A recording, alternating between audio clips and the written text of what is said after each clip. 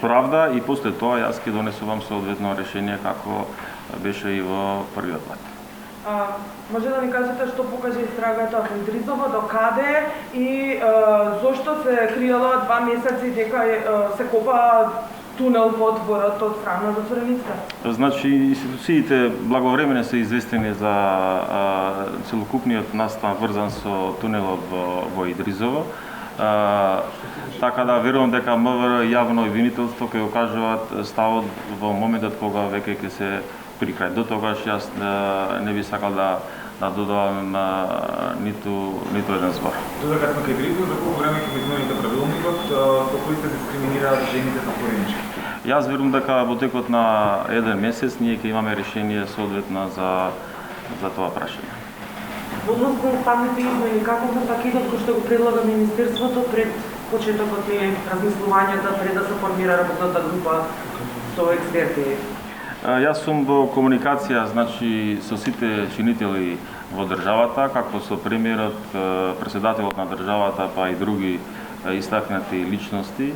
Верувам дека работната група за многу брзо, кажано денови, недели ќе биде составена и се размислува не само во делот на преамбулата измени, туку и во другите потребни измени во уставот, како што е измената за евроврзницата, исто така и во делот каде што министерот за правда по функција е член на судски совет, во делот на тоа што беше проблематично во пандемија, кога беше распуштен собранието и не можеме ние собранието да се повикува овој вакуум, исто така вакуумот што го кажа со евроврзницата, да нема вакуум меѓу првиот и наследниот министер, како што беше со Тупанчевски и со мене, значи ќе требаше да се очекува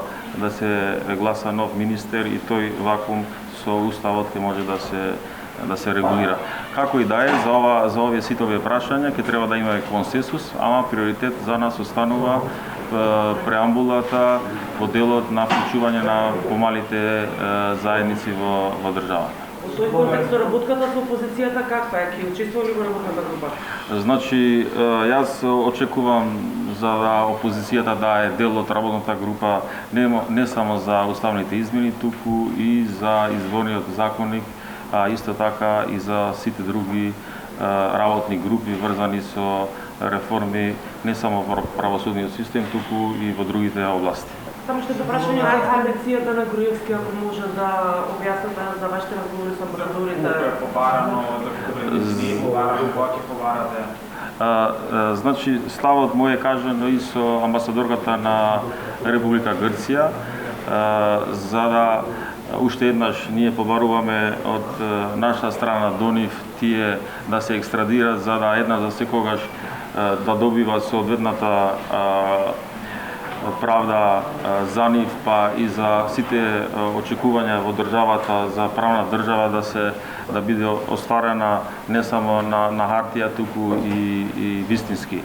Другиот дел за Груевски, исто така го имам кажано ставот, дека останува он уште за 9 предмети да одговара пред домашните судови и ќе барам со едно писмо уште еднаш екстрадација на господинот Груевски и во делот на писмото ќе биде наведен дека он ќе се преместе во така наречените хашки кели и во затворот и во притворот, што верувам дека ќе биле прифатени за унгарските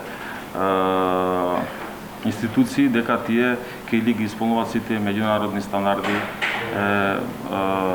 за таква намера. Јас ја побарав досието врзан со трансферот на Кумановската група. Најголем дел од тие барања не се според тоа што предвидува законот, така да остануваат некои најмалку 10 чекори до нивното трансфер во Косово. Сакам да потенцирам дека и за ова прашање ќе треба да имаме ние согласно со двете страни, па се надевам дека за овие прашања и за другите прашања ние ќе имаме комуникација и во државата, а исто така и со Косово. Велите дека треба да има комуникација меѓу двете страни, дали ова значи дека Македонија ќе даде согласност да се трансферира до излежат? Не може да кажувам збор пред време, значи без да имам став од сите чинители врзани со ова прашање, би сакал да сум воздржан во одговорот.